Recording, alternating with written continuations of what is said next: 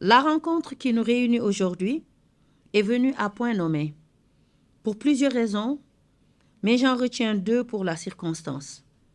D'abord, parce qu'une communication sur le genre, adossée à nos valeurs partagées, est un vœu cher à son Excellence, Monsieur le Président de la République, Bassirou Diomaye Diakhar Faye, qui lui a donné une place importante dans le projet du Sénégal souverain, juste et prospère.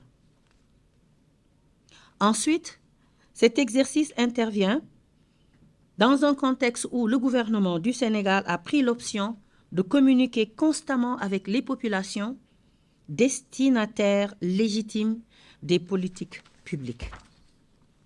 Fort de tout cela, option ne peut être plus pressante que le fait de parler de la politique genre qui questionne les rapports sociaux, hommes-femmes, piliers essentiels de notre société.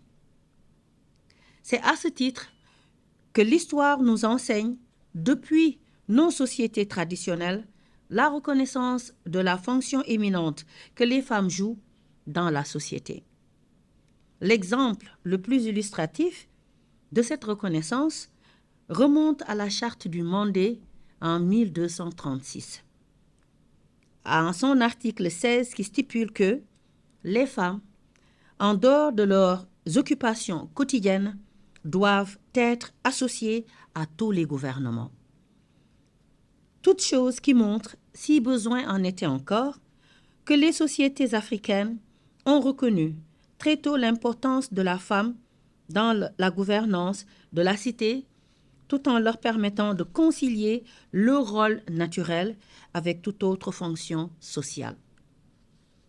C'est dans cette perspective que la vision de la SNEG pose le postulat d'une société solidaire dans un état de droit, sans discrimination, où les hommes et les femmes auront les mêmes chances de participer à son développement et de jouir des bénéfices de sa croissance.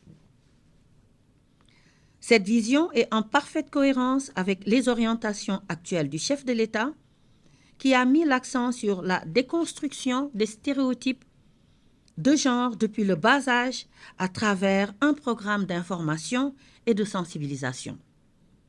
Cette orientation permet de préparer les jeunes enfants à une citoyenneté responsable et respectueuse des valeurs humaines, de dignité et de complémentarité.